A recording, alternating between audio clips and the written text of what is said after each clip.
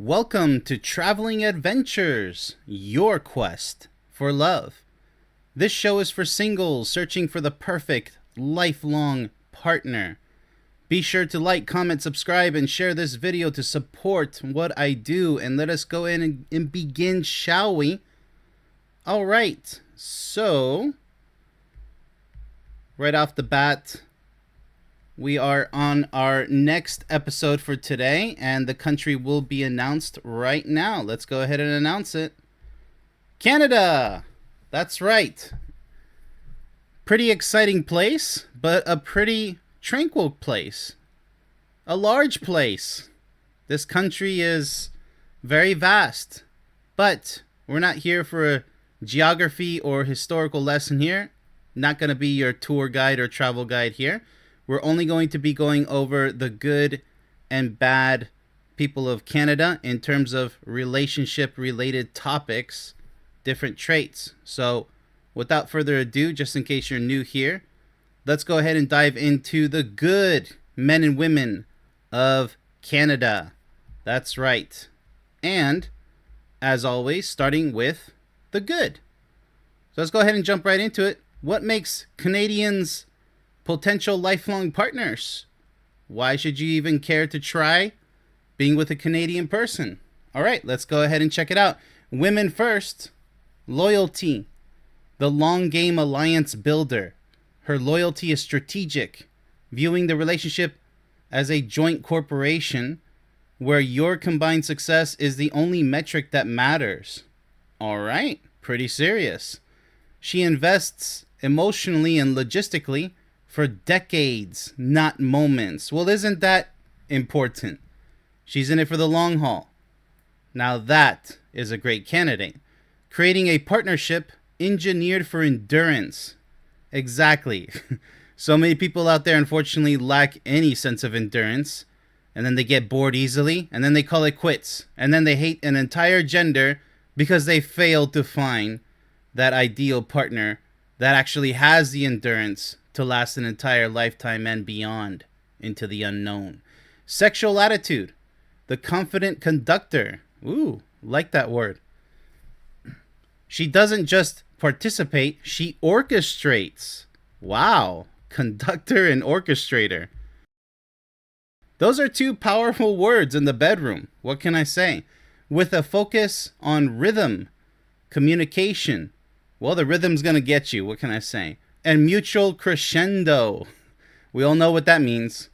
She is both adventurous and attentive, guiding intimacy to a place of intense, synchronized. Remember, she's conducting and orchestrating.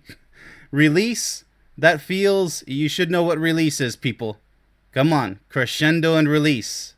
They go hand in hand. And yes, all puns intended.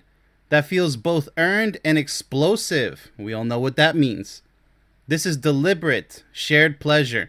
Well, that's quite explosive. All pun intended with that too. This is kind of a first on the show. A little bit explicit, isn't it? All these code words for such a great time. You know, that should happen in any relationship, no matter which country you come from. But hey, hats off to Canada, because it looks like the Canadians know how to get freaky in the bedroom or wherever it takes place, in or out of the home. Let's go ahead and proceed here with the Canadian women. Personality, the graceful triage nurse. Well, okay, the nurse could play into number 2 as well. She possesses a dual capacity for empathetic listening and immediate pragmatic problem solving. In a crisis, she doesn't panic, always important. She assesses, stabilizes, and executes a solution. Exactly, just get it done. Making her the ultimate partner for navigating life's chaos. Exactly. And you know, chaos is bound to happen. It's inevitable. It's how you deal with it. Excellent. Wow. Talk about a top 3 so far. But let's proceed to number 4. The bicultural experience architect. Okay, so she's an architect too. Wow. She masterfully curates a life that leverages Canada's dual identity. She plans cozy, wilderness-based retreats to reconnect and sophisticated, multicultural urban exploits to expand your world, offering a dynamic lifestyle that avoids monotony. Sounds like the perfect ideal partner, doesn't it? Now, of course, this is the best case scenario. It's not going to be all Canadian women, but this is who you want to look for if you're getting to know a Canadian woman. All right? So they say. Shifting gears to the Canadian men, what makes them so special? The infrastructure provider. His loyalty is demonstrated through the silent construction of systems that ensure stability. Financial plans, home maintenance schedules, and reliable routines. His commitment is in the framework he builds, making your shared life structurally sound. All right, like as I said so many times, the man is like the frame and the woman is like the painting. Sexual attitude, the devoted craftsman. He worships, I love that word, that belongs in any serious relationship. The map on your body with patient. Wow. Focused hands. His attention to detail is his passion learning. What makes you gasp. Perfecting the pace. There we go, ladies and gentlemen. Perfection. It exists. For those of you who say nobody's perfect, you'll never understand what true love feels like. True love is perfection. You'll know it when you achieve it because you'll say it's absolutely perfect. It can't get any better than this. So anybody who says nobody is perfect, that's the loser's corner. It's only destined for mediocrity and the worst case possible. So you want somebody who's willing to go above and beyond. Perfection is but the entrance word on that journey. So perfecting the pace and treating your climax, wow, we're getting really explicit, I like it, as his masterpiece.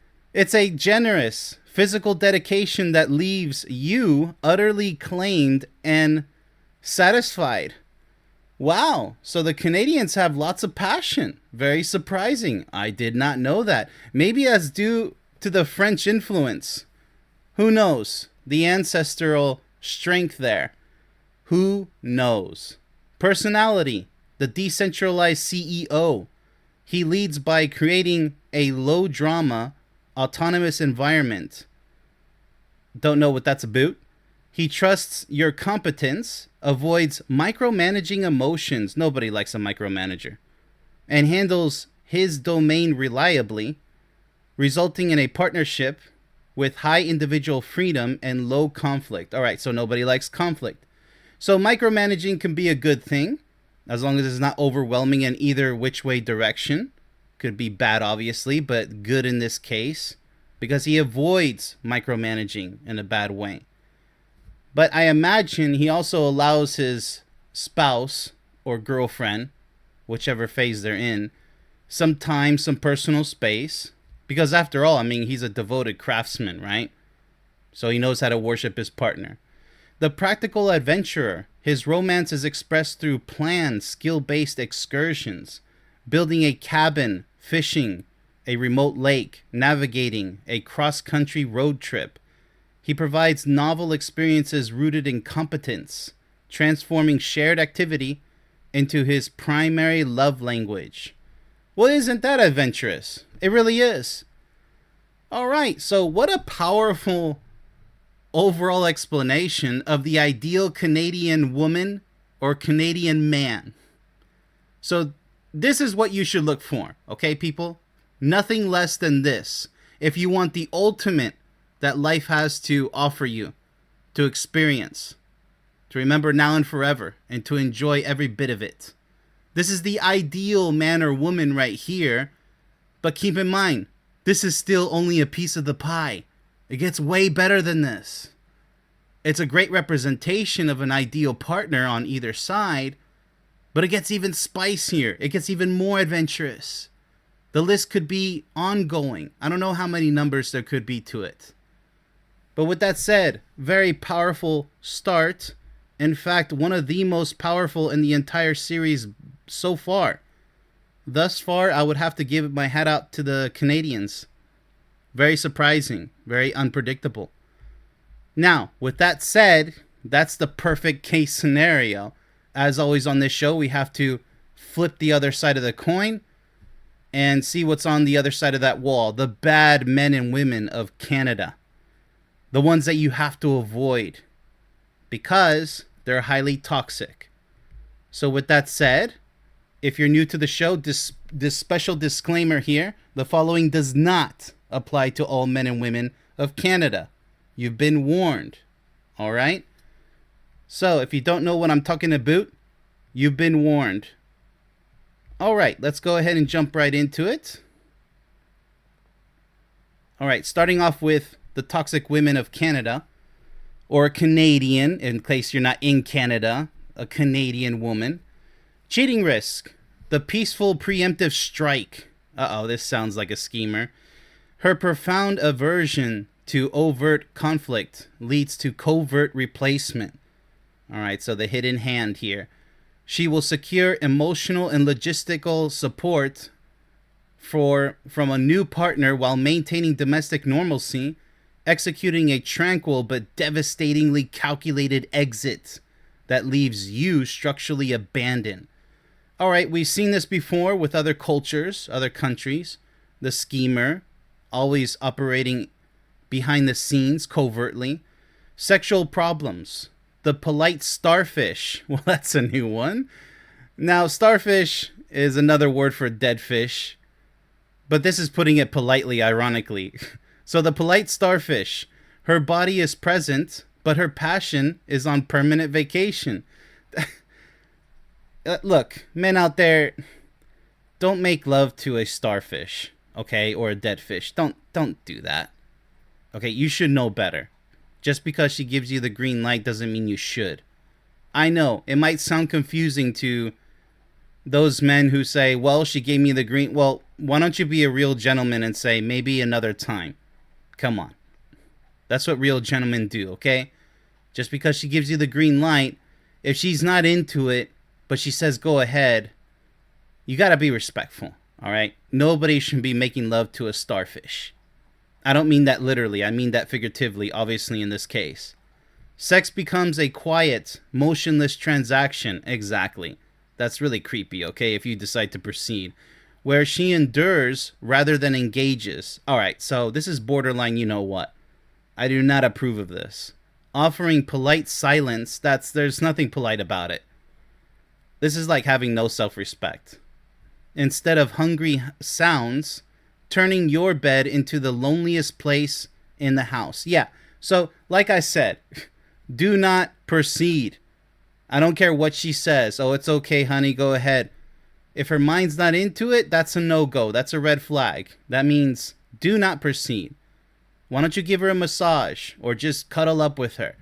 Or maybe give her some time alone if that's what she might prefer more, right? There's nothing wrong with you, but you have to respect your woman, okay? Personality issues. The resentment archivist.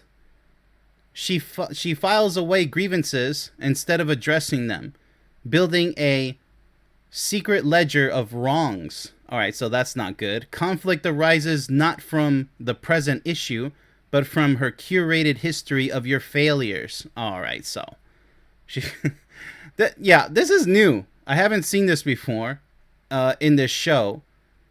This is like documenting everything bad. This is not the ideal partner, obviously, but this is a huge negative, resulting in arguments that are illogical, disproportionate, and impossible to win. Well, of course. This type of behavior is just not acceptable. I mean, unless she's in an abusive relationship, then she should document everything and make copies. You need documentation. The times, the days, but that's an abusive case scenario, okay? Somebody who's keeping tabs on you, trying to criticize your every move, that's toxic behavior, okay? Just talk about your problems. That is a personality issue, a major one.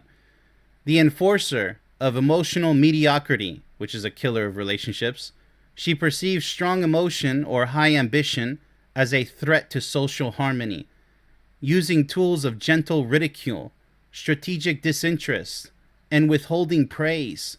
She actively suppresses any intensity to maintain a comfortable, predictable, and passionless equilibrium. Well, there's no equilibrium about it.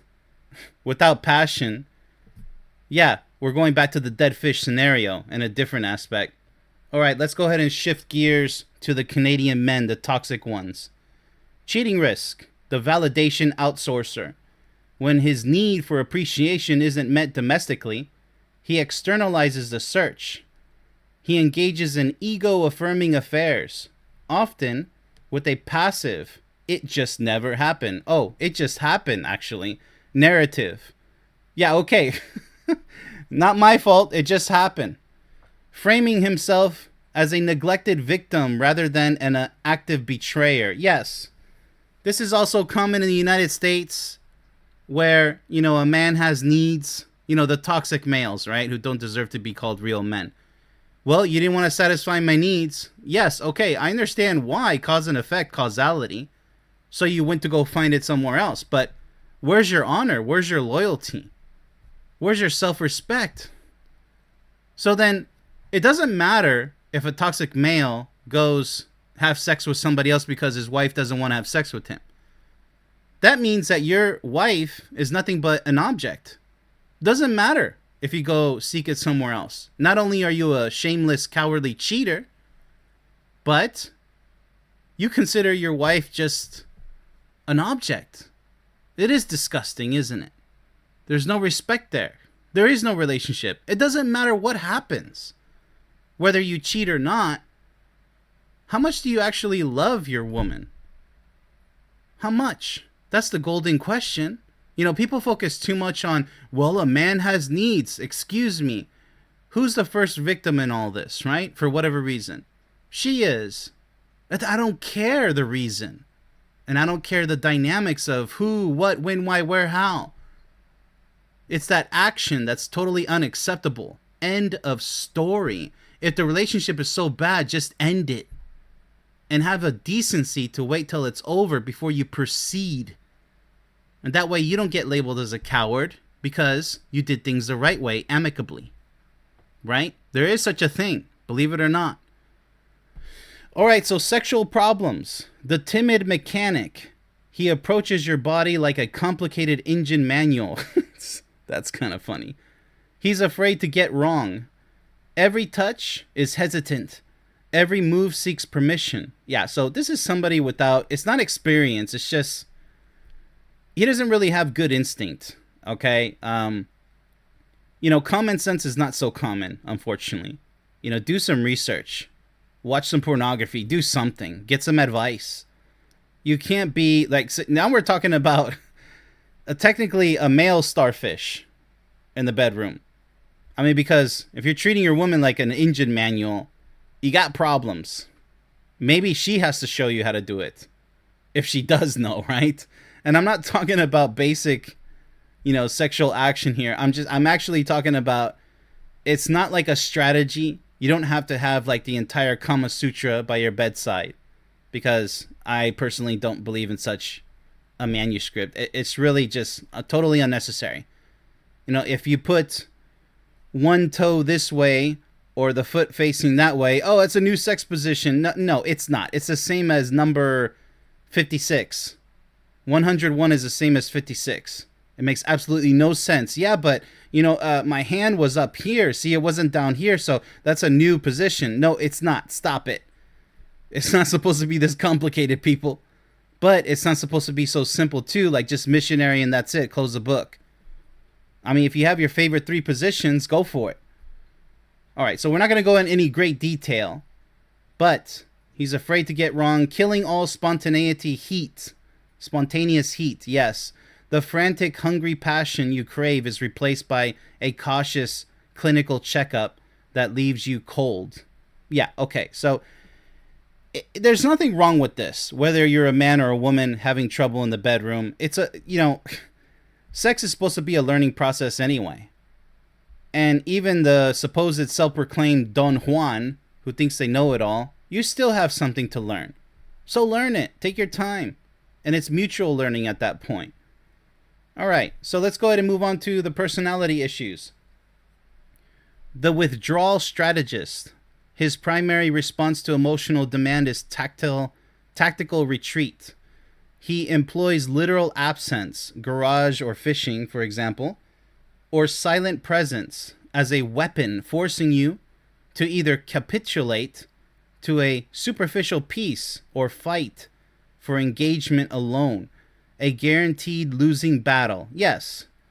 So just similar to the women here, an impossible to win, losing battle. These are things that you have to communicate honestly with your partner.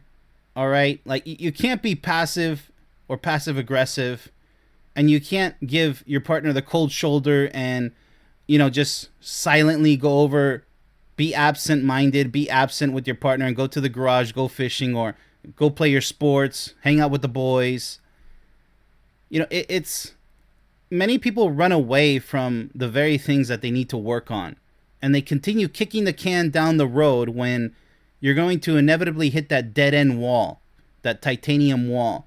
And then you're like, oh, great. Well, you've been putting it off for so long. This can go on for years. It's horrific. It destroys relationships, either long-term or short-term. It depends how many times you continue kicking the can down the road. Just talk about the problems. Because if your partner truly loves you, it's a test of real love. It really is. You guys will find the solutions. So whether it be personality issues or sexual problems, communication. But people, they just don't want to hear that.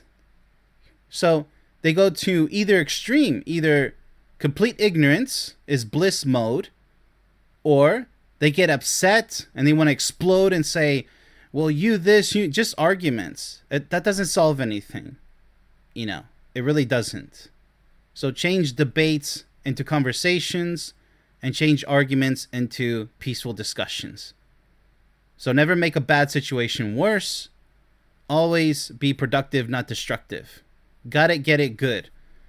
The cult of comfortable stagnation. He elevates low-effort leisure into a lifestyle ideology, resisting any change that requires sustained energy. He will sabotage plans for growth, travel, or improvement. Yeah, well, there you go. That's even another bad thing instead of kicking the can down the road. Just blatantly doing the wrong thing. Defending his right to a stagnant, that means that you're not getting anywhere. Comfort, that's not really comfortable. That slowly suffocates the partnership's future. Of course. Where's the maturity? Where's the communication? Where's the intelligence? So all of this here is not the worst I've seen compared to other countries, or just in general for men and women. But they are extremely problematic in the long run. These problems here. But I have to say, this is one of the less extreme cases with everything that I see here on both the toxic women and the toxic men of Canada. Toxic Canadians. I have to say, this is not extremely bad here. This is kind of just very lukewarm. And there's not really volcanic levels here. So with that said, that actually is a perfect segue for my final verdict. Well, what an outstanding introduction. So many positive qualities for the ideal Canadians. Now, keep in mind, I'm not Mr. Naive here. Positive and negative qualities can apply to anybody, no matter which country you have origins in, you come from, or you still live in. Doesn't matter. Everybody knows this. But this is all compilations on what they say, many sources out there, about Canadian people. So that means the good and the bad, summarized. Easy for you to digest. I say go for it. It seems to be that they have a great mix of good qualities. But as always, I also give you that caution to be careful with hybrids. And you can't say it's inevitable, because I myself, I don't have any negative qualities to where I'm not going to say I'm Mr. Perfect, but yes, I am when it comes to things that are threatening to the relationship. Toxic behavior. I'm void of any toxic behavior. So because of the fact that I exist as a testimony to you, ask yourself that question. Are there any toxic traits to you? And if your answer is no, I'm a good guy, I'm a good woman, well then go find somebody just like you. Because if you claim that no, they don't exist, you're lying. You're wrong. The fact that you exist, that I exist, saying that no, we don't do any of those toxic things. None of those, actually. Because I always focus on the good parts of the relationship. I always bring something to the table. I have honor. I have pride. I have dignity to do the right thing. Then go find somebody else who has the same attitude, because attitude is the heart of passion. Your mindset. Where is it right now?